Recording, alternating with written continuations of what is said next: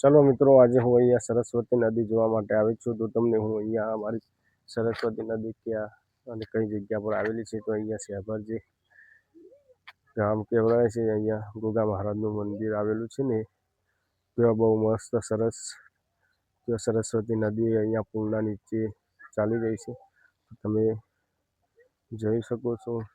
અહીંયા સિકોતર માનું પણ મંદિર છે, નીચે હું તમને બતાવીશ. અને અહીંયા ધજા પણ ફરકાવેલી બહુ સરસ છે. અને અહીંયા ઉતરવા માટેનો રસ્તો બહુ કઠિન છે, કારણ કે અત્યારે નીચે જવા માટે અહીંયા બહુ તકલીફ પડે છે. અહીંયા કંઈ સીડી જેવું તો કંઈ મૂકેલું નથી. તો મિત્રો, અહીંયા જે આ દોરડું બાંધેલું છે, અહીંયાથી નીચે ઉતરવા માટે આ દોરડું પકડીને ઉતરવું પડે છે. તો તમે જોઈ શકો છો, અહીંયા નીચે એક સરસ ખાડા કરેલા છે. તો એ ખાડામાં પગ રાખીને દોરડા વડે ઉતરી શકાય છે. તો હું ધીરે ધીરે ઉતરું છું. તમને દેખાય નહીં, કારણ કે કેમેરો પાછળનો કરેલો છે, પણ આ દોરડું પકડીને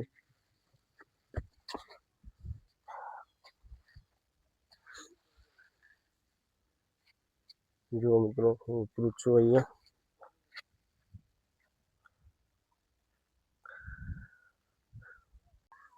તો મિત્રો, તમે જોઈ શકો છો, અહીંયા આ છે અમારી સરસ્વતી નદી. અને સરસ્વતીના નદીના બાજુમાં જે છત અહીંયા મંદિર તમને પાછળના ભાગમાં દેખાતું હશે, અહીંયાથી ધજા દેખાતી હશે, પણ હું તમને નજીક જઈને દર્શન કરાવી દઉં છું.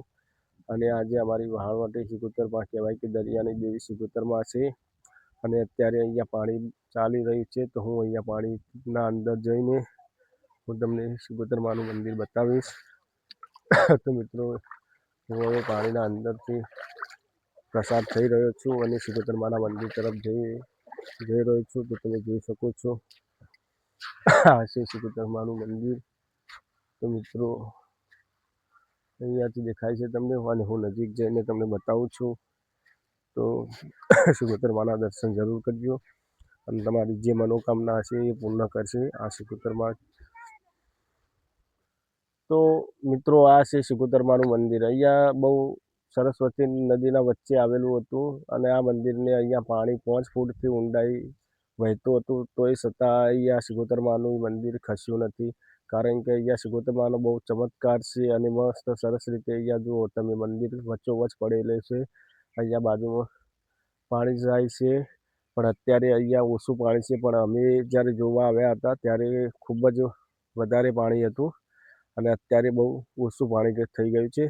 છતાં પણ વધારે અહીંયા પાણી હતું તો આ મંદિરને ખેલવી શક્યું તેમ નથી. આ તો સિકોતરમાનો ચમત્કાર કહેવાય મિત્રો. તો ચલો, આજે આપણે અહીંયા સિકોતરમાના દર્શન કરી દઈએ. તો તમે અહીંયા સિકોતરમાના મંદિરના દર્શન પહેલાં તમે કરી દો, અને પછી હું કરી દઉં છું. જય મા સિકોતરમાં. અને હવે હું દર્શન કરીને અહીંયાથી નીકળું છું. તો જય સિકોતરમાં કોમેન્ટમાં લખી દેજો મિત્રો, અને મારી યુટ્યુબ ચેનલને સબસ્ક્રાઈબ કરી દેજો.